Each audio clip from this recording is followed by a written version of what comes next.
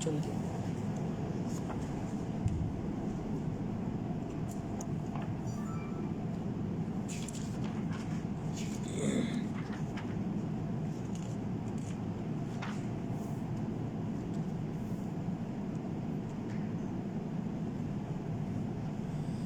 السلام علیکم ورحمۃ اللہ وبرکاتہ. الحمد للہ رب العالمین والعاقبۃ للمتقین والصلاة والسلام علی سیدنا وحبیبنا محمد وعلی آلہ واصحابہ اجمعین. اما بعد فاعوذ باللہ من الشیطان الرجیم. بسم اللہ الرحمن الرحیم. سبح اسم ربک الاعلی الذي خلق فسوى والذي قدر فهدى والذي أخرج المرعى فجعله غثاء أحوى سنقرئك فلا تنسى إلا ما شاء الله إنه يعلم الجهر وما يخفى ونيسرك لليسرى فذكر إن نفعت الذكرى سيذكر من يخشى ويتجنبها الأشقى الذي يصلى النار الكبرى ثم لا يموت فيها ولا يحيى قد أفلح من تزكى وذكر اسم ربه فصلى بل تؤثرون الحياة الدنيا والآخرة خير وأبقى إن هذا لفی الصحف الاولی صحف ابراہیم و موسیٰ. گرامی قدر بھائیوں اور لائق احترام ساتھیوں، پچھلی مجلس میں ہم نے سورۃ الاعلیٰ کی ابتدائی آیات غالباً 8 نمبر آیات تک کا ترجمہ اور مفہوم آپ کے سامنے پیش کیا تھا، اور یہ وہ صورت ہے جسے میرے آپ کے نبی حضرت محمد رسول اللہ صلی اللہ علیہ وسلم ہر جمعہ کے دن نماز جمعہ کی 1 رکعت میں تلاوت کیا کرتے تھے. اس سے معلوم ہوتا ہے کہ نبی کریم صلی اللہ علیہ وسلم یہ سمجھتے تھے کہ ہر 8 دن کے بعد ایک مومن مسلمان کو ان نصیحتوں کی ضرورت ہے کہ ان کو بار بار یہ پیغام ان کے کان میں گونجتا رہے، ہر 8 دن کے بعد یہ میسج ان کے کان میں جاتا رہے، تاکہ ان کے ایمان کی اصلاح رہے اور ان کے دل جو ہیں وہ ٹھیک رہیں اور وہ اپنے اللہ کی بندگی صحیح معنوں میں کرتے رہیں. ہم نے یہاں تک بات کو چھوڑا تھا فذکر ان نفعت الذکریٰ، نصیحت کیجئے اگر نصیحت فائدہ دیتی ہے. اللہ تعالیٰ نے اپنے حبیب سے مخاطب کیا، نصیحت کیجئے، لوگوں کی خیرخواہی کیجئے، لوگوں کو بتلائیے ان کا خالق کون ہے. اگر وہ بھٹکے ہوئے لوگ اور راہ راست سے ہٹے ہوئے لوگ جن کو پتہ نہیں عبادت کس کی کرنی ہے، جو اللہ کے گھر میں جسے ابراہیم علیہ السلام نے بنایا تھا، اسماعیل علیہ السلام نے کھڑا کیا تھا، اس گھر میں جو 360 مورتیاں سجا کے بیٹھے ہوئے ہیں، ان مسکینوں کو یہ پتہ نہیں کہ بندگی کے لائق کون ہے، عبادت کس کا حق ہے، عبادت صرف اللہ کی کرنی ہے، پوجا کا حقدار صرف اللہ ہے. تو ان لوگوں کو پیغام دیجئے، عقیدے سے لے کر ایمان باللہ سے لے کر پھر باقی جو خرابیاں ان کے اندر موجود ہیں. ایمان بالآخرت کی خرابی مکے والوں کے اندر موجود تھی. وہ سمجھتے تھے کہ 4 دن کی زندگی ہے، موج مستی کریں گے، مر جائیں گے، کوئی پوچھنے والا کوئی اٹھانے والا نہیں. باس بادل موت کے وہ منکر موجود تھے، اخلاق کی گراوٹ کا شکار تھے، بے شمار برائیاں ان کے اندر موجود تھیں. تو اللہ کے رسول صلی اللہ علیہ وسلم نے جو آغاز کیا ان کو نصیحت کرنے کا، وہ کس سے کیا؟ وہ اشہد ان لا الہ الا اللہ سے کیا. ان کو بتایا کہ جس رب نے تمہیں وجود دیا ہے، جس اللہ نے پیدا کیا ہے، جس خالق نے کریٹ کیا ہے، جس مالک نے تمہیں بنایا ہے، عبادت اور بندگی کا حق صرف کون رکھتا ہے؟ وہی رکھتا ہے. تو اللہ فرماتے ہیں فذکر ان نفعت الذکریٰ، نصیحت کیجیے اگر نصیحت فائدہ دیتی ہے. لوگوں کو نصیحت کیجیے. یہ اللہ نے حکم دیا اپنے نبی کو، فذکر ان نفعت الذکریٰ، اگر نصیحت فائدہ دیتی ہے. 2 معنی اس کو علماء نے کیے ہیں کہ نصیحت، ایک معنی تو علماء نے یہ سمجھا اس کا کہ نصیحت اس بندے کو کیجیے جس کو نصیحت فائدہ دیتی ہے، اور جس کے بارے میں آپ کو پتہ ہے کہ اس کو نصیحت فائدہ نہیں دے رہی، اس کے اوپر وقت ضائع کرنے کی ضرورت نہیں. ایک معنی اس کا یہ ہے کہ نصیحت کیجیے اگر نصیحت اس کو فائدہ دے. اور دوسرا معنی اس کا یہ ہے کہ ہمیں فائدے سے غرض نہیں ہے، بھلے اس کو نصیحت فائدہ دے نہ دے، لیکن کم از کم مجھے چاہیے کہ نصیحت کرتے رہنا چاہیے، مسلسل ایک خیر کا پیغام، توحید کی دعوت، اچھی بات کی دعوت، اخلاق کی دعوت، آداب کی دعوت، فرائض کے اوپر تنبیہ، واجبات کے اوپر تنبیہ، حرام چیزوں کو چھوڑنے پہ تنبیہ۔ ایک دائی کو چاہیے، ایک مبلغ کو چاہیے، ایک مربی کو چاہیے، ایک استاد کو چاہیے کہ وہ نصیحت کرتا رہے، اگرچہ وہ فائدہ اٹھا رہا ہے، مخاطب جسے وہ پیغام کنوے کر رہا ہے، جسے میسج دے رہا ہے، وہ فائدہ اٹھا رہا ہے یا نہیں اٹھا رہا ہے تو بڑی اچھی بات ہے، بڑی خیر کی بات ہے، وہ مومن ہے اور اس کو یقیناً نفع ہوگا، دنیا کے اندر بھی نفع ہوگا، اس کا اخلاق ٹھیک ہوگا، اس کی آداب ٹھیک ہوں گے، اس کا عقیدہ ٹھیک ہوگا، اس کی عبادت یکجہت ہو جائے گی، اللہ کی عبادت کرے گا، اور قیامت کے دن اگر وہ ان نصیحتوں پہ عمل کرے گا تو اللہ اس کو اپنی جنتوں میں داخل کرے گا اور جہنم کے عذاب سے بچ جائے گا۔ اور بھلے کوئی اس سے فائدہ نہیں بھی اٹھا رہا، کوئی نہیں قبول کر رہا، کوئی نہیں مان رہا، وہ اپنی درمی پہ ہے، اپنے حسد پہ ہے، اپنے آباء و اجداد کے طریقے پہ ہے، اپنی برادری خاندان کا طریقہ، اس کو وہ سمجھتا ہے کہ میں نے اسی کو فالو کرنا ہے، اسے بات سمجھ آ رہی ہے لیکن پھر بھی ماننے کو تیار نہیں ہے۔ لیکن دائی کا، مربی کا، جو تربیت کرنے والا ہے، معلم ہے، مالک الملک، اس کا اجر تو ضائع کرے گا نہیں، اس سے تو اجر ملے گا۔ اگلا بندہ بھلے نہیں مان رہا، ایک شخص بے نماز ہے، آپ اسے 10 مرتبہ کہتے ہیں نماز پڑھیے، تو کیا 10 مرتبہ کہنے کے بعد چھوڑ دیں اس کو؟ نہیں، بھلے وہ نماز نہ بھی پڑھے، نہ وہ نمازی نہ بھی بنے، وہ جھوٹ نہ بھی چھوڑے، وہ خیانت نہ بھی چھوڑے، مجھے تو نصیحت کرنے کا فائدہ ملے گا نہیں ملے گا؟ میرا اجر تو ملتا رہے گا نا، میرا ثواب تو اللہ کے یہاں جمع ہو رہا ہے نا، جتنی بار میں اسے کہوں، یہ میری تجارت اللہ تعالیٰ کے ساتھ، مجھے اس سے غرض نہیں ہے کہ وہ سدھرے گا کہ نہیں سدھرے گا، وہ ٹھیک ہوگا کہ نہیں ہوگا، اس کی تربیت ہوگی کہ نہیں ہوگی، یہ معاملہ اس کا اللہ کے ساتھ ہے۔ نبی کریم کو بھی زبردستی کرنے والا بنا کے نہیں بھیجا گیا۔ فذکر انما انت مذکر، ایک جگہ پہ اللہ کہتے ہیں نصیحت کیجیے، آپ کا کام صرف نصیحت کرنا ہے، لست علیہم بمسیطر، آپ ان کے اوپر زبردستی کرنے والے نہیں۔ ہم کسی کو گن پوائنٹ پہ یا زبردستی یا ڈنڈے سوٹے سوائے اپنی اولاد کو جس کے اوپر آپ کا کنٹرول ہے آپ اسے کہہ سکتے ہیں، سختی بھی کر سکتے ہیں۔ حدیث میں آتا ہے کہ مروا اولادکم بالصلاۃ اذا بلغوا سبع، اپنے بچے کو، اپنے بیٹے کو، لخت جگر کو، اولاد کو نماز کا حکم دیجیے جب وہ 7 سال کا ہو جائے، اور جب 10 سال کا ہو جائے تو اس کو نماز نہ پڑھنے پہ مارو بھی۔ اولاد کی تربیت کے لیے آپ سختی کر سکتے ہیں، اسے مار بھی سکتے ہیں اچھی بات سمجھانے کے لیے، لیکن باقی لوگوں کے لیے شاید حکومت وقت کو اگر قانون مقرر کرے اور ان کے اوپر سختی کرے تو کرے، لیکن ایک مربی دائی کو چاہیے کہ وہ نصیحت ہی کرتا رہے، مسلسل سمجھاتا ہی رہے، سدھرے گا تو ٹھیک ہے، نہیں بھی سدھرے گا تو ہمارا کام اس کو پیغام پہنچانا ہے۔ ہدایت اللہ نے اس کی قسمت میں لکھی ہوگی تو وہ سدھر جائے گا، سمجھ جائے گا اور اپنے عقیدے کو، نظریے کو، عمل کو، اعتقاد کو درست کر لے گا، اور اگر اللہ نے ہدایت نہیں لکھی تو وہ اسی ڈگر پہ چلتا رہے گا۔ کہتے ہیں کہ اس کا ایک فائدہ، کسی حال میں بھی مجھے اس کے فائدہ اٹھانے اور نہ اٹھانے کی پرواہ نہیں کرنی چاہیے، مجھے مسلسل نصیحت کرنی چاہیے۔ اس کا ایک فائدہ یہ ہوگا، ایک شخص آپ کے سامنے حرام کام کر رہا ہے اور آپ سمجھ رہے ہیں کہ اس کو روکوں گا بھی صحیح تو یہ رکے گا نہیں اور اس کے اوپر کوئی رکنے والا نہیں، لیکن آپ کی خاموشی کی وجہ سے اگر 10 بندے اور بھی دیکھ رہے ہیں اور میں اگر چپ ہوں، ایک عالم آدمی، استاد یا مربی یا باپ چپ ہے اس کے اوپر، تو باقی لوگ جن کو پتہ نہیں کہ یہ چیز حلال ہے کہ حرام ہے، میری خاموشی کی وجہ سے وہ اس کو حلال سمجھیں گے نہیں سمجھیں گے؟ جی سمجھ بیٹھیں گے۔ میں اگر یہ سمجھتا ہوں کہ اس کو نماز کے لیے کہنے سے کچھ فائدہ نہیں ہو رہا، لیکن میں جب اسے نہیں کہوں گا، مجھے پتہ ہے کہ میرے کہنے سے وہ اٹھے گا بھی نہیں،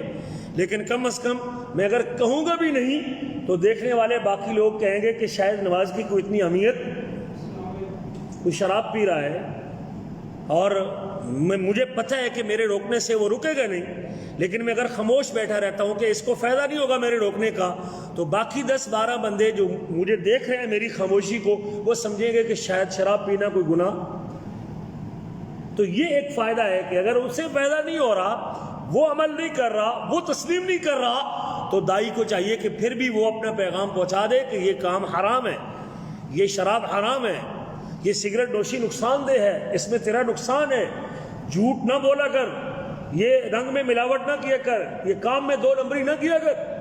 میں اگر خاموش رہتا ہوں اس کام کے اوپر، ایک شخص اگر بالٹی بدل رہا ہے رنگ کی، مثال کے طور پہ جیسے یہاں چلتا ہے کہ وہ اچھے رنگ کی بالٹیوں کے بجائے 2 نمبر رنگ اس میں ڈال رہا ہے، میں اس کے ساتھ کام کر رہا ہوں اور میں دیکھ بھی رہا ہوں، میں اگر خاموش رہتا ہوں تو سارے لوگ کہیں گے کہ وہ استاد بھی اس کے ساتھ کھڑا ہوا تھا، لگتا ہے کہ یہ کام جائز ہے، اگر ناجائز ہوتا تو وہ کیا کرتا، وہ بول پڑتا۔ تو میری خاموشی سے اگر کوئی حرام کو حلال سمجھ رہا ہے یا حلال کو حرام سمجھ رہا ہے تو اس وقت دائی، مربی اور تربیت کرنے والے کو چاہیے کہ فوری طور پہ اسے کیا کرے، متنبہ کر دے۔ وہ مانے نہ مانے یہ ہمارا مسئلہ نہیں ہے، لیکن کم از کم اس سے اس حرام کام پہ متنبہ کرنا اور اسے ناجائز کام پہ روکنا، یہ ہماری ذمہ داری بنتی ہے۔ بے پردہ خواتین ہیں، پردہ کرنا واجب ہے۔ میں ایک ایسی محفل میں شریک ہوں اور میں وہاں چپ کر کے بیٹھا رہتا ہوں، تو اس کا معنی ہے کہ لوگ سمجھیں گے کہ شیخ صاحب یا محترم یا مربی یا مولانا صاحب وہ سمجھتے ہیں کہ مرد و زن کا اختلاط اور بے پردہ عورتوں کا مردوں کے ساتھ بیٹھنا کوئی گناہ، لیکن مجھے چاہیے، میں کہہ رہا ہوں کہ خواتین کو چاہیے کہ وہ مردوں سے پردہ کر کے بیٹھیں۔ مجھے اپنا پیغام دینا چاہیے تو یہ مطلب ہے کہ اگر نصیحت اس بندے کو فائدہ نہیں بھی دے رہی، وہ تسلیم نہیں بھی کر رہا، مجھے پتہ ہے کہ وہ خاتون پردہ نہیں کرے گی میرے کہنے سے، لیکن مجھے پھر بھی پیغام دے دینا چاہیے۔ دل رحمان کے ہاتھ میں پتہ نہیں کون سا جملہ کس وقت کسی کے اوپر اثر کر جائے اور اس کی زندگی کو سنوار دے۔ تو بہرحال واجب ہے کسی واجب کے اوپر، کسی حرام کام کو چھوڑنے کے اوپر۔ بعض علماء نے یہ بھی کہا ہے کہ اگر تو کوئی واجب چیز ہے جس کو چھوڑنا تو پھر نصیحت کرنا واجب ہے، لیکن اگر کوئی عام چیز ہے، مستحب یا واجب نہیں، حرام نہیں، تو پھر اس کے اوپر اس کے لیے جائز ہے کہ نصیحت کرے نہ کرے۔ بہرحال خیر اسی میں ہے کہ چاہیے کہ نصیحت کرتا رہے آدمی، اس کو نفع ملے کہ نہ ملے، لیکن نصیحت کرنے والے کو نفع ضرور، کسی نہ کسی وقت، شاید آج نہیں تو کل، ممکن ہے 10 سال کے بعد اس کو وہ جملہ یاد آ جائے اور وہ مجلس یاد آئے کہ فلاں شخص نے مجھے ایک بات کہی تھی۔ ایک بندہ مجھے ملا مدینہ منورہ میں، کہتا میں بڑے بھائی کے ساتھ چل رہا تھا اور میں نے دیکھا کہ ایک مسجد پاکستان میں اس سے آمین کی آواز آئی، تو میں نے بھائی سے پوچھا یہ کون لوگ ہیں بھائی جس کی مسجد سے اونچی آمین کی آواز آ رہی ہے؟ تو میرے بڑے بھائی نے کہا کہ یہ لوگ عقیدے میں ہم سے اچھے ہیں، یہ لوگ توحید میں ہم سے زیادہ مضبوط ہیں اور عقیدے میں ٹھیک ہے۔ بات ہی تھی ایک، مجھے مدینہ مسجد نبی میں یہ واقعہ سنا ہے، ڈیرہ غازی خان کا آدمی تھا، کہتے کئی سالوں کے بعد میں جب پڑھتا رہا اور مطالعہ کرتا رہا اور پھر میں نے کتاب پڑھی، مختلف کتابیں پڑھی، تو مجھے بھائی کا وہ جملہ ذہن میں رہا اور اس جملے کو بنیاد بنا کے میں ٹٹولتا رہا کہ یہ لوگ عقیدے میں ہم سے اچھے ہیں، تو مجھے ان کا عقیدہ تو دیکھنا چاہیے، کیا خوبی ہے ان کے عقیدے کی کہ بھائی نے یہ بات کہی۔ بعض وقت ایک جملہ ہوتا ہے جو بندے کے لیے بندے کو منزل پہ پہنچا دیتا ہے۔ تو یہ بعض وقت بیج کا کام کرتا ہے، کسی کی اصلاح کرنا، کسی کی تربیت کرنا، کسی کو خیر کی بات کرنا۔ جیسے ایک کسان زمین کے اندر بیج بوتا ہے نا، لیکن اس کو پتہ نہیں ہوتا کہ پتہ نہیں یہ تنا اور درخت بنے گا کہ نہیں، سارے بیج نکلیں گے کہ نہیں نکلیں گے، سارے کونپنے نکلیں گے نہیں نکلیں گے، کوئی تو دانے پھینکتا ہے زمین کے اندر، اس توکل کے اوپر کرنا ہے اس کو۔ بعض وقت بارش آتی ہے اور وہ ساری زمین ہی کرنٹ ہو جاتی ہے جسے کہتے ہیں، اور وہ بند ہو جاتی ہے، وہ سخت ہو جاتی ہے زمین اور نکل سکتا ہی نہیں۔ نرم زمین رہے تو گندم بھی گرمی لینے کے بعد، کہتے ہیں جوار کو نکلنے کے لیے جو ہے نا وہ گیلی مٹی چاہیے اور گندم کو نکلنے کے لیے گرمی چاہیے، تو اسے گرمی اور سردی ملنے کے بعد وہ نکل، لیکن سارے دانے کا نکلنا ضروری، وہ اللہ پہ توکل کرتا ہے اور بو دیتا ہے۔ تو بعض وقت میرا اور آپ کا بھی دعوت دینا، نماز کا کہنا، یہ ایک بیج کا کام کرتا ہے کہ آپ نے ایک بیج ڈال دیا ہے، جب اللہ چاہے گا اس سے وہ تناور درخت بھی بن سکتا ہے۔ اس کے بعد اللہ فرماتے ہیں سَيَذَّكَّرُ مَن يَخْشَىٰ وَيَتَجَنَّبُهَا الْأَشْقَىٰ۔ جب آپ نصیحت کریں گے 2 قسم کے لوگوں کا آپ کو سامنا کرنا ہے۔ کچھ لوگ تو ڈر جائیں گے، کچھ لوگوں کے دل نرم ہوتے ہیں، کچھ لوگ پیغام کو قبول کر لیتے ہیں، کچھ لوگ اس نصیحت کو سن کے اللہ کے قریب ہو جاتے ہیں، کچھ لوگ اپنی اصلاح کر لیتے ہیں، اپنی اللہ کی محبت میں گرفتار ہو جاتے ہیں، اللہ کے پیار میں بس جاتے ہیں اور وہ پھر اللہ کے ہو جاتے ہیں۔ سَيَذَّكَّرُ مَن يَخْشَىٰ، آپ جو نصیحت کر رہے ہیں ایمان کی، عقیدے کی، عمل کی، واجب کی، فرض کی، سَيَذَّكَّرُ مَن یخشا، جو اللہ سے ڈرے گا، جس کے دل میں خوف آئے گا،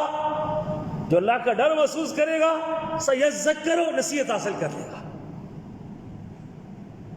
جس کی دل کی دنیا نرم ہو گئی، دل کی زمین نرم ہو گئی، دل خوف کھا گیا، دل ڈر گیا اس کا کہ یار حالات بڑے ٹائٹ، آخرت بڑی مشکل ہے، سوال جو بڑا مشکل ہے، اللہ کا سامنا کرنا بڑا مشکل ہے، نامہ اعمال بائیں ہاتھ میں ملے گا تو بڑا مشکل مرحلہ آئے گا۔ بس اسی جملے نے اس کی زندگی بدلی، اللہ کی عظمت اس کے دل میں آ گئی، اللہ کتنا عظیم ہے، اللہ کتنا بڑا ہے، اللہ کتنی عظمت والا ہے، وہ ساری کائنات کے نظام کو اکیلا چلا رہا ہے، اور وہ اتنے بڑے سورج کو روزانہ ہمارے سر کے اوپر سے گزار دیتا ہے، 12 گھنٹے کا دن اور پھر 12 گھنٹے کی یہ رات، یہ پوری رات اندھیرے میں بدل دیتا ہے، دن کو روشنی میں تبدیل کر دیتا ہے۔ وہ مالک ہے جو بادلوں سے پانی برسا دیتا ہے۔ اللہ کی عظمت اور اللہ کی قدرت اور اللہ کی قوت کا احساس اس کے دل میں آتا ہے، اللہ کے علم کا، اس کی وسعت کا اور اس کے کمال کا جب اس کے دل میں احساس بیدار ہوتا ہے تو پھر اس کے دل میں اللہ کی عظمت جب آ جاتی ہے تو پھر اللہ کی آیات سے نصیحت حاصل کرتا ہے، اور یہ آیتیں اس کے ایمان کو بڑھا دیتی ہیں۔ وَإِذَا تُلِيَتْ عَلَيْهِمْ آيَاتُهُ زَادَتْهُمْ ایمانا، جب اس کی آیتیں اس پر پڑھی جاتی ہیں اس کے ایمان میں اضافہ کر دیتے، اس کے ایمان کو قوی کر دیتے، اس کے ایمان کو مضبوط کر دیتے۔ آیتیں سنتے ہی کچھ لوگ زاروں قطار رونا شروع کر دیتے، کچھ لوگ اپنے آپ پہ کنٹرول نہیں کر سکتے۔ اس کی عظمت کا احساس جب بیدار ہوتا ہے پھر بندہ سوچتا ہے کتنی بڑی ذات نے مجھے فجر کے لیے بلایا ہے، کتنا بڑا اللہ ہے جس نے مجھے کہا ہے کوٹ بندے فجر کی 4 رکعت پڑھ لے، 2 سنت اور 2 فرض پڑھ لے۔ میں کتنی بڑے ذات کے حکم عدولی کر رہا ہوں جو کن کہہ کے اپنا فیصلہ نافذ کر دیتا ہے۔ تو اللہ کی عظمت جب اس کے دل میں آتی ہے پھر آیتوں سے نصیحت حاصل کرتا ہے۔ اللہ نے رحمان کے بندوں کے اوصاف میں ذکر کیا، وَالَّذِينَ إِذَا ذُكِّرُوا بِآيَاتِ رَبِّهِمْ، رحمان کے بندے وہ ہوتے ہیں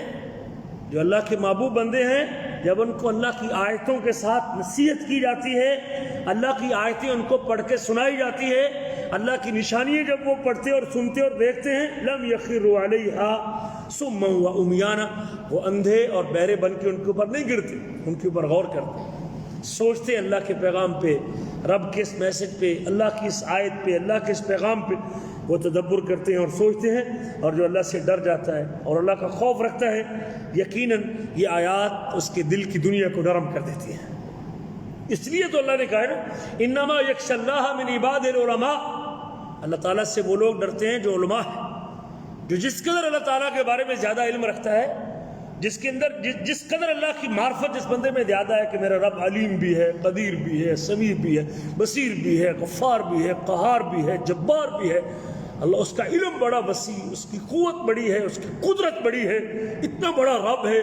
جو کن کہہ کے اپنا فیصلہ نافذ کرتا ہے، جس کے دل میں اس کی عظمت بیٹھ گئی وہ اس کا حکم ماننے میں دیر نہیں کرے گا، فوراً لپک کے جائے گا اور اللہ کے حکم کو پورا کرے گا۔ اس کی محبت پانے کے لیے اس کا اگر آپ کی پتہ ہو کہ یہ بندہ بڑا ذمہ دار ہے، کوئی افسر ہے، آپ کوشش کرتے ہیں اس سے دوستی لگ جائے، کوئی کام تو بندہ نکال لیتا ہے، اس کے ساتھ اہل ہو جائے تو بندہ کو مشکل میں کام آتا ہے، اور جس کی اللہ کے ساتھ اہل ہو جائے جو پوری دنیا کو کنٹرول کرنے والا ہے، جو ساری کائنات کا نظام جس کے ہاتھ میں، اگر آپ اس اللہ کے ساتھ آپ کا تعلق مضبوط ہے تو پھر آپ کو کسی اور کی ضرورت ہی۔ اور یہ کیسے ملتا ہے یہ محبت، وہ کیسے کام کرتا ہے اپنے بندوں کے؟ وہ حدیث قدسی ہے کہ میرا بندہ اگر میرے سب سے زیادہ قریب ہوتا ہے تو فرضی نماز فرائض کی پابندی کے ساتھ ہوتا ہے، ما تقرب الیہ عبدی بشیء احب الیہ مما افترضت علیہ، میرا بندہ اگر میرے سب سے زیادہ قریب ہوتا ہے تو فرائض کی پابندی سے ہوتا ہے، حتیٰ کہ وہ نفلی عبادت کے ذریعے میرے قریب ہوتا رہتا ہے، ولا یزال یتقرب الیہ بالنوافل، مسلسل وہ نفلی عبادت کے ذریعے میرے قریب ہوتا رہتا ہے، حتیٰ احبہ، یہاں تک کہ میں اللہ تعالیٰ اس سے محبت کرتا ہوں۔ فرائض کی پابندی کے ساتھ فرض نمازیں پڑھنے کے بعد اگلی پچھلی سنتے پڑھتا ہے، تہجد پڑھتا ہے، اشراق پڑھتا ہے، تحیۃ الوضو پڑھتا ہے، قرآن کی تلاوت کرتا ہے، صدقہ خیرات کرتا ہے، یہ نفلی بات تھے، فرائض کے بعد یہ نفلی بات تھے، لوگوں کا خیال رکھتا ہے، غریبوں کا خیال رکھتا ہے، مسکینوں کا خیال رکھتا ہے، لوگوں کو کام پہ لگا لیتا ہے،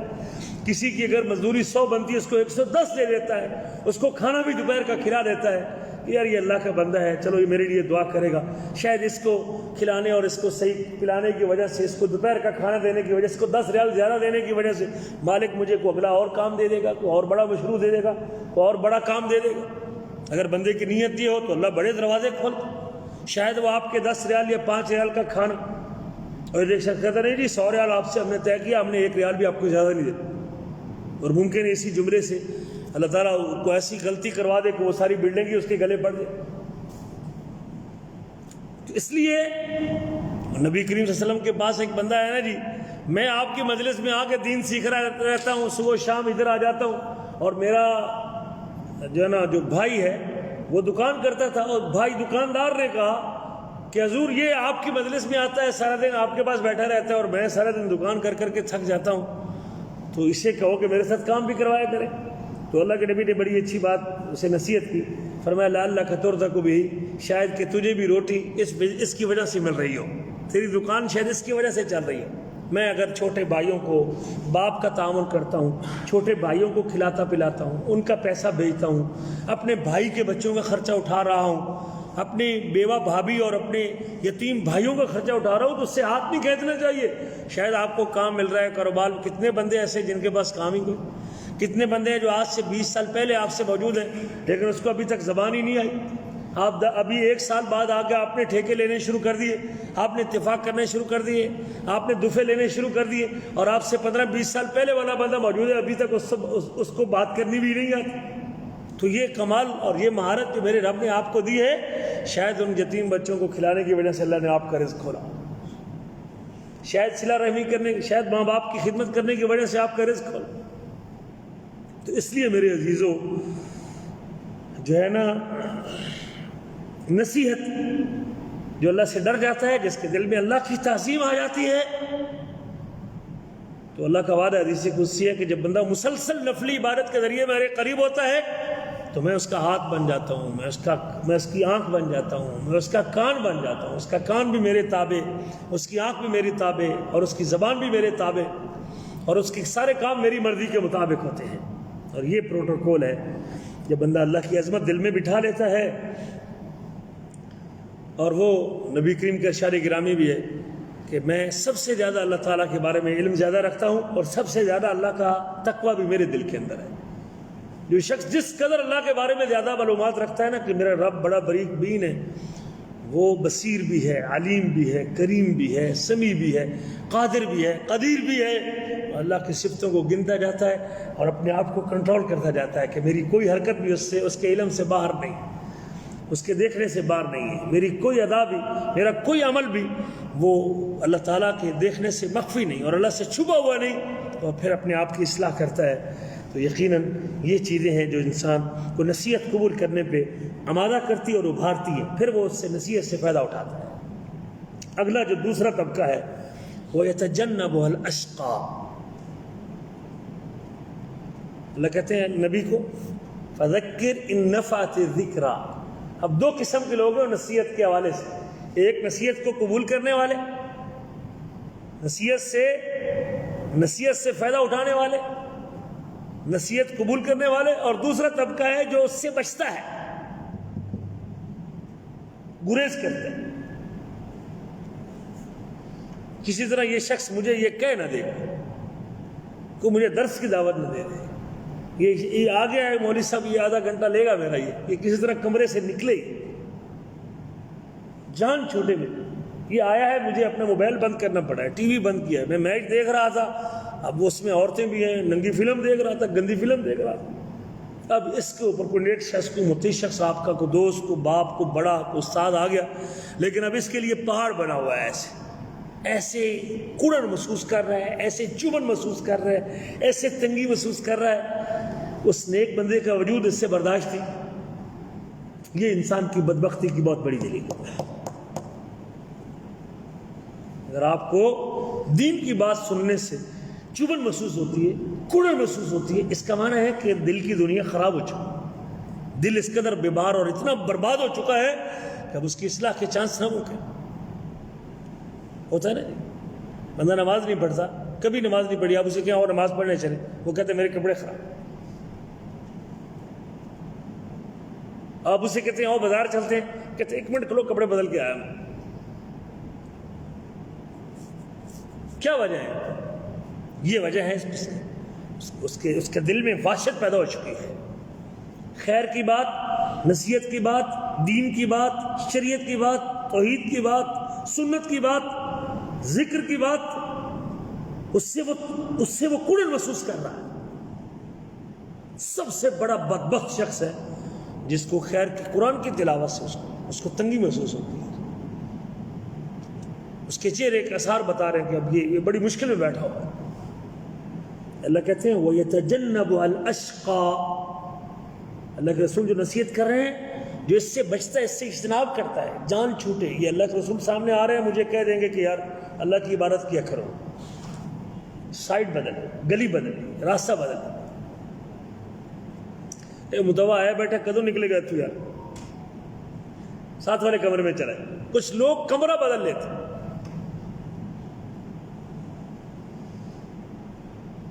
کہ دوسرے کمرے میں جا کے بیٹھ جائے گا، اور یار ٹر گیا کہ بیٹھا ہے۔ یہ کیا ہے؟ یہ بدبختی کی سب سے بڑی نشانی ہے۔ وہ کیا کہے گا؟ اللہ کی بات کرے گا، کوئی نیک شخص ہے، کوئی متقی شخص ہے، کوئی بڑا بزرگ ہے یا والد ہے۔ کچھ لوگوں کو والد کا وجود بڑا عجیب سے لگتا ہے۔ والد بیٹھا ہے، اب میں نہیں کر سکتا، اپنی مرضی نہیں کر سکتا۔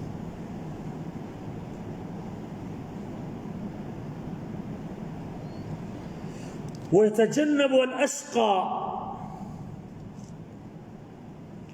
جو بدبخت آدمی ہے وہ نصیحت سے فائدہ نہیں اٹھا سکتا، اس سے نصیحت فائدہ نہیں دیتی۔ اللہ فرماتا ہے فَأَمَّا الَّذِينَ شَقُوا فَفِي النَّارِ، جو بدبخت ہیں وہ جہنم میں ہیں، وَأَمَّا الَّذِينَ سُعِدُوا فَفِي الْجَنَّةِ، اور جو سعادت مند ہے وہ جنت میں ہے۔ سعید ہے وہ شخص، سعادت مند ہے جس کو لگاؤ ہے قرآن کی بات، سنت کی بات، دین کی بات، توحید کی بات، اللہ کی بات، رسول کی بات۔ وہ تڑپتا پھرتا ہے یار کوئی بات، مجھے کوئی موبائل پہ میسج آ جائے، کوئی لوگوں کی بات مل جائے، کوئی شخص مجھے نصیحت کر دے، مجھے وہ ترستا پھرتا ہے۔ یہ سعادت مند آدمی ہے اور یہ جنت میں جائے گا۔ سب سے بڑی بدبختی ہے کہ وہ بچتا ہے نصیحت سے، جان چھڑاتا ہے نصیحت کی بات سے۔ اور یہ سب سے بڑا اس کا جو لوگو اس کے اوپر آتا ہے، کافر کے اوپر آتا ہے۔ کافر سرے سے کافر ہے، تو بات سننے کو بھی تیار۔ ہاں اگر مسلمان بھی اس قسم کا ہے کہ اسے اللہ اور اللہ کے رسول کی بات سے چبھن اور کڑن ہوتی ہے، تو پھر وہ صفت، وہ کلمہ کو مسلمان تو ہے لیکن اس میں صفت وہی کفر والی موجود ہے۔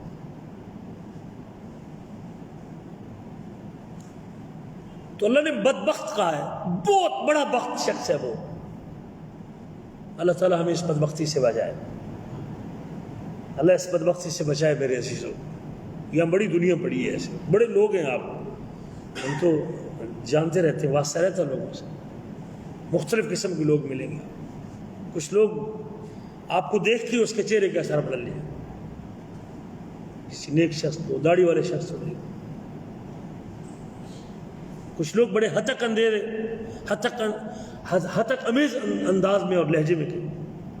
وہ متوا کدھر پھرتا ہے۔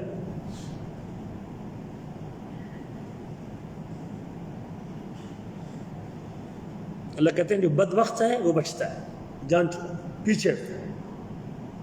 اور جو سب سے بڑا عیب یہ جو نصیحت سے بھاگنے کافر کے اندر ہوتا ہے،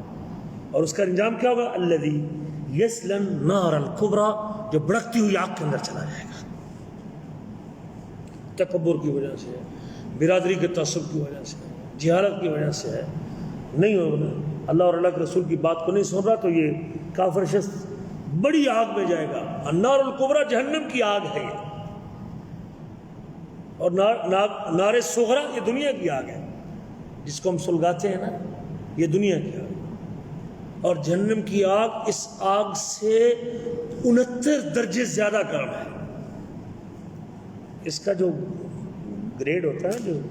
کیا کہتے ہیں آگ کی گرمائش ماپنے والا، گرمائش کتنی ہے، کیا وہ کہتے ہیں 200 سینٹی گریڈ، کیا کہتے ہیں اسے، اس کے اوپر اس آگ کی، اور اس کو پھر 69 سے ضرب دے لے، جہنم کی آگ کی گرمی کتنی ہے۔ یہ اتنی درجے حرارت پہ ہمیں اس کی لمب اور اس کا سیک لگتا ہے جو اس سے 69 درجے زیادہ گرم ہوگی، اس کا کہاں تک آپ اس کی گرمی محسوس کریں گے اور اس کی تپش محسوس کریں گے؟ جہنم کی آگ ہے، اللہ اکبر کبیر۔ ثم لا يموت فيها ولا يحيا، پھر اس میں وہ مرے گا بھی نہیں، جیے گا، نہ اس کو موت آ گئی، نہ وہ زندہ رہے گا، نہ وہ مرے گا۔ مر جائے چلو آرام آ جائے، اس کو روح نکل گئی، جان چھوٹ گئی، لیکن اگلی زندگی میں تو موت ہے ہی کوئی نہیں، بھلے وہ جنت کی زندگی ہے یا جہنم کی زندگی، اس میں موت۔ بندے کہتے ہیں بس بیماری سے تنگ آ کے، تکلیف سے تنگ آ کے، یار اس سے تو مر جاؤں تو بہتر ہے، اس زندگی سے تو مرنا میرے لیے، مجھے آرام تو آ جائے گا، مجھے سکون تو راحت تو مل جائے گی، اس درد سے تو جان چھوٹ جائے گی۔ یہ تکلیف جو برداشت کرتا ہوں، جو پوری ٹانگ کو کھائے جا رہی، پورے جسم کو کھائے رہا ہے، اور مجھے جو اذیت ہوتی ہے، اس سے تو جان چھوٹ جائے گی۔ لیکن جہنم میں یہ بھی نہ تو موت آئے گی، لا یموتو کہ اس سے وہ راحت حاصل کر لے، اور نہ ہی اللہ اکبر کبیرہ وہ زندگی ہوگی کہ کوئی سعادت کی زندگی، کوئی اچھی زندگی، کوئی من مانی زندگی، کوئی مرضی کی زندگی،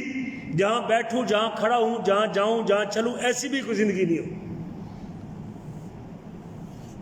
زندہ ہوگا اور عذاب میں ہوگا۔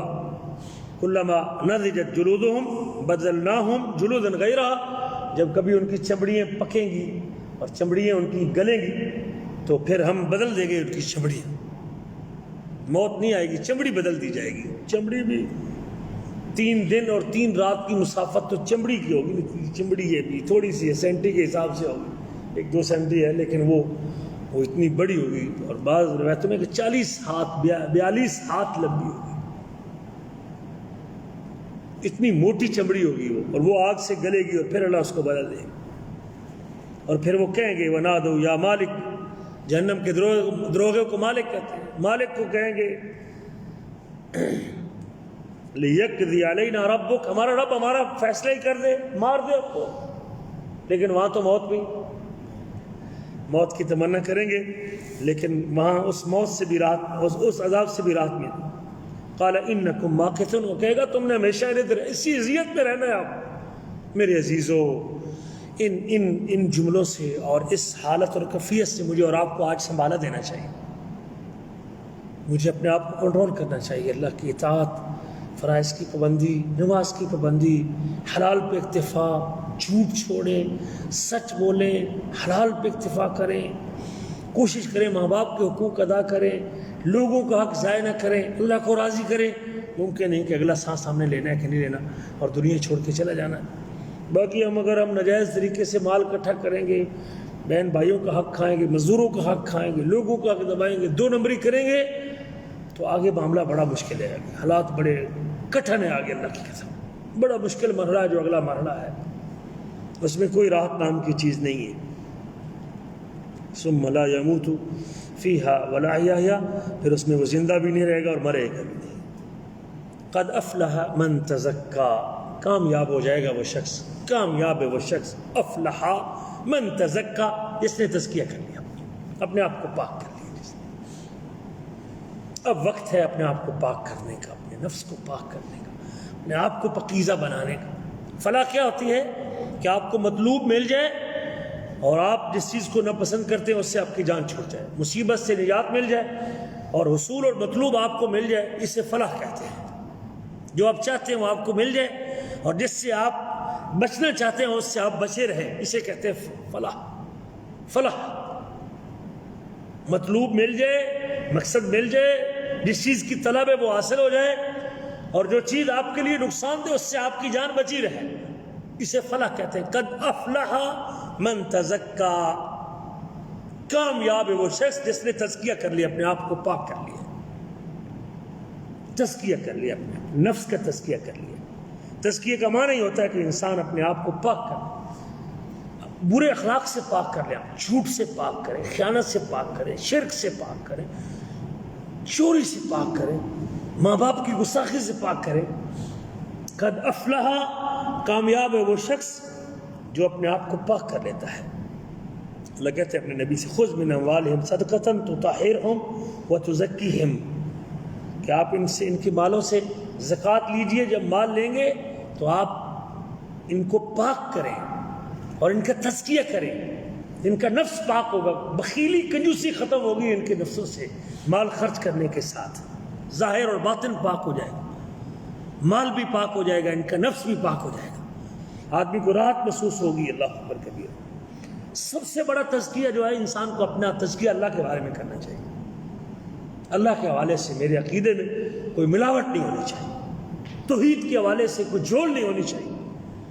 اللہ کی عبادت کے حوالے سے کوئی لچک نہیں ہونی چاہیے، عبادت صرف اللہ کی کرنی ہے۔ اور اس دل کے اندر جب اللہ کی محبت بیٹھ گئی ہے، اب کسی اور کی محبت، مخلوق میں سے کسی اور کی محبت اللہ کی محبت کے خانے میں نہیں آ سکتی۔ ہاں، نبی کی محبت کا اپنا ایک خانہ ہے، اپنا ایک سٹیج ہے، آپ اس محبت کو اللہ کے کھاتے میں نہ ڈالیں اور اللہ کی محبت کو نبی کے کھاتے میں نہ ڈالیں اور بندوں کے کھاتے میں نہ ڈالیں۔ جو اللہ کی محبت کا خانہ ہے اس میں ایک رائی کے دانے کے برابر بھی کسی اور کی شراکت نہ ہو۔ یہ تزکیہ ہے اللہ تعالیٰ کے حوالے سے، مخلص ہو کے اللہ کی عبادت کریں، توحید ربوبیت میں، اللہ کے کاموں میں، اللہ کے ناموں میں، اللہ کی صفتوں میں وہ کسی کو شریک نہ کرے، ریاکاری اور دکھاوا نہ کرے، عبادت کرے تو صرف اللہ کے لیے کرے، لوگ خوش ہو جائیں، لوگ مجھے حاجی صاحب کہیں، لوگ میری تعریف کریں، لوگوں میرا نام بن جائے، مال بھی خرچ کر رہا ہے اور ساتھ نام کی پلیٹ بھی لگا رہا ہے، مال بھی خرچ کر رہا ہے اور ساتھ اپنا نام بھی لکھوا رہا ہے اور اپنی نمائش بھی کر رہا ہے، فوٹو سیشن بھی کروا رہا ہے کہ لوگوں کو پتہ چلے کہ میں نے بڑا مال خرچ کیا زلزلے کے دنوں میں، تو اس وقت وہ اس بندے کا تزکیہ نہیں ہوا ابھی تک۔ اس کا اگر تزکیہ ہو چکا ہے پھر کوشش کرے گا کہ میرے اس مال خرچ کرنے کا صرف اللہ کو پتہ ہو، کسی اور کو پتہ،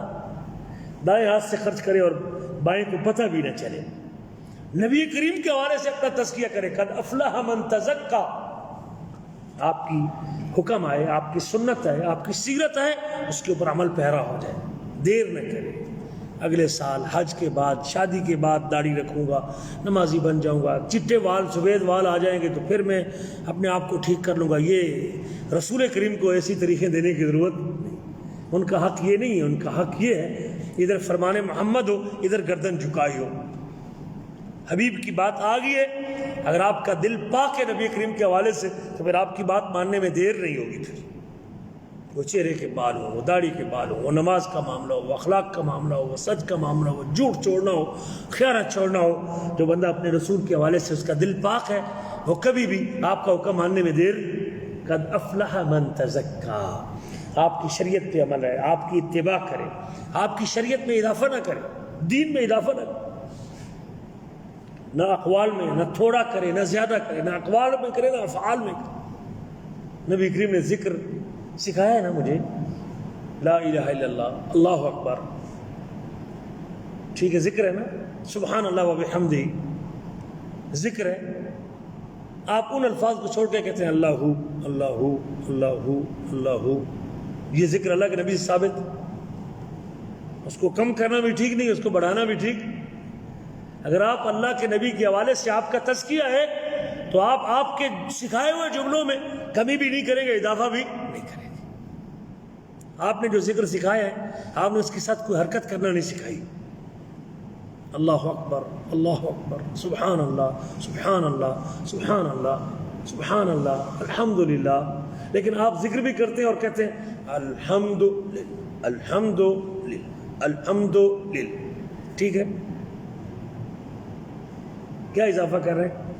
حرکت میں اضافہ کر رہے ہیں۔ نبی کریم کے حوالے سے اگر آپ کا دل پاک ہے تو آپ کی سکھائی ہوئی شریعت میں نہ اقوال میں اضافہ کریں گے، نہ الفاظ میں اضافہ کریں گے، نہ افعال میں اضافہ کریں گے۔ سوچیں گے کہ اگر یہ حرکت، یہ کام اللہ کے نبی نے کیا ہے تو بس میرے لیے وہ کافی ہے، مجھے اس میں اضافہ کرنے کی ضرورت۔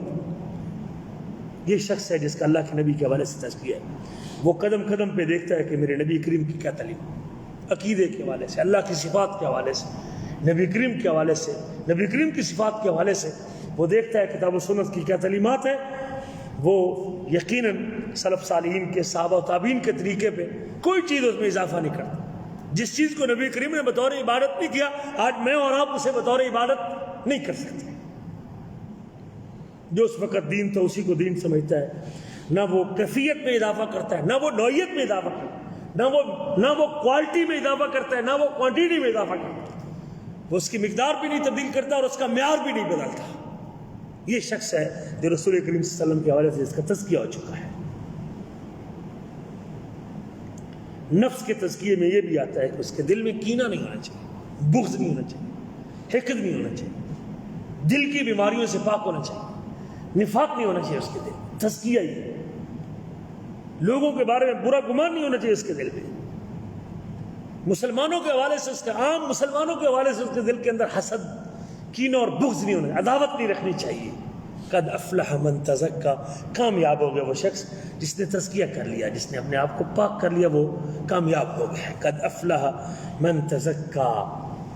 جس نے اپنا ظاہر بھی پاک کر لیا، اپنا باطن بھی پاک کر لیا ہے، وہ شخص کامیاب ہو گیا ہے. شک سے، نفاق سے، عداوت سے، بغض سے، جس چیز سے دل کو پاک رکھنا ضروری ہے، سب چیزوں سے اس نے پاک کر لیا ہے. وہ اپنی زبان سے کسی پر زیادتی نہیں کرتا، کسی کو گالی نہیں دیتا، کسی کو برا نہیں کہتا، کسی کی غیبت نہیں کرتا، کسی کا مال نہیں کھاتا، کسی کو تکلیف نہیں دیتا، کسی کے کام کے اوپر کام نہیں لیتا، کسی کا کم ایگریمنٹ چل رہا ہے تو اس کا ایگریمنٹ توڑواتا نہیں، کسی کی منگنی کے اوپر منگنی نہیں کرتا، کسی کے نکاح کے اوپر نکاح نہیں کرتا. اسے پتہ ہے کہ میرے اللہ نے یا میری شریعت نے مجھے اس سے منع کیا ہوا ہے. اس کا ظاہر بھی پاک، اس کا باطن بھی پاک ہے. یہ ہے تزکیہ. عامت الناس کے اللہ کے حوالے سے، رسول کے حوالے سے، عامت الناس کے حوالے سے بھی اس کا تزکیہ ہونا چاہیے. اللہ اکبر کبیرہ. جس طرح اللہ کے حوالے سے وہ شرک سے پاک ہے، اللہ کی صفات کو اسی طرح مانتا ہے جس طرح اللہ نے کتاب میں ذکر کیا ہے. نبی کریم کے حوالے سے بھی وہ مکمل طور پہ اس کا معاملہ ٹھیک ہے. لوگوں کے حوالے سے بھی اس کا دل صاف ہونا چاہیے. یہ چند نصیحتیں تھیں آج کی اس مجلس کے حوالے سے، سورت کے حوالے سے. قد افلح من تزکا وذکر اسم ربہ فصلی. یہاں سے بات اگلی مجلس میں شروع کریں گے. اور اپنے رب کو یاد کرتا ہے اور نماز پڑھتا ہے. اسی جملے سے بات آگے بڑھائیں گے. اللہ سے دعا ہے کہ اللہ تعالیٰ مجھے اور آپ کو سننے کے بعد، سیکھنے کے بعد، سمجھنے کے بعد عمل کرنے کی توفیق نصیب فرمائے.